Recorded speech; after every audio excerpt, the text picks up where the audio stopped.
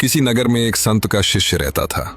उसका मन भक्ति में इतना रमा था कि दुनियादारी से उसे कोई मतलब न था। लेकिन उसी बाजार में एक तवायफ भी रहती थी। जब कभी वो शिष्य बाजार से गुजरता, तवायफ उसे छेड़ती, ठिठोली करती, हंसी मजाक में उलझाने की कोशिश करती। पर वो साधु स्वभाव युवक हर बार नजरें झुकाकर आगे निकल जाता। एक सुबह गुरुजी ने अपने शिष्य को बुलाया और बोले, बेटा, हवन के लिए अंगारे चाहिए, जाओ कहीं से आग का इंतजाम करो। उस जमाने में लोग मिट्टी के बर्तनों में राख के नीचे अंगारे सुरक्षित रखते थे। शिष्य गली गली द्वार द्वार घूमा, पर उस दिन न जाने क्यों किसी के घर आग नहीं मिली। थका हारा वो बाजार पहुंचा। वहां देखा तो वही तवायफ अपनी बालकनी में बैठी हुक्का गुड़गुड़ा रही थी। शिष्य मन ही मन सोचने लगा, इससे तो पहले से ही बैर है, पर गुरु की आज्ञा टाली नहीं जा सकती। हिम्मत जुटाकर वो ऊपर चढ़ गया। तवायफ ने आश्चर्य से पूछा, अरे साधु महाराज, आज सूरज किस दिशा से निकला? कहो क्या काम है? शिष्य ने सिर झुकाकर कहा, माताजी जरा आग दे देंगी, गुरुजी के लिए चाहिए। तवायफ को मौका मिल गया।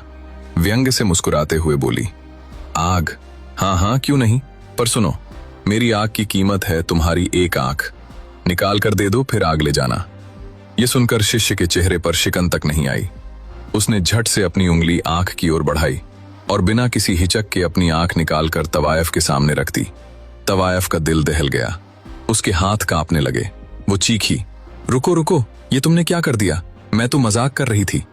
लेकिन शिष्य ने शांति से कहा, गुरु की आज्ञा पूरी करनी है माताजी, अब आग दे दीजिए।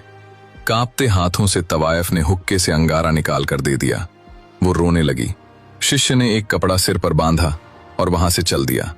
जब वो आश्रम पहुंचा, गुरुजी ने पूछा, आग ले आए बेटा? जी गुरुदेव, उसने उत्तर दिया। तो ये माथे पर पट्टी क्यों बंधी है? बस गुरुजी, कुछ नहीं, आंख में तकलीफ हो गई थी। गुरुजी ने गहरी नजरों से देखा और बोले, अगर सिर्फ तकलीफ है तो पट्टी खोलो। जैसे ही शिष्य ने पट्टी खोली, सबके सामने चमत्कार प्रकट हुआ। उसकी दोनों आंखें पूर्णतः स्वस्थ थीं, जैसे कुछ हुआ ही न हो। गुरुजी मुस्कुराए।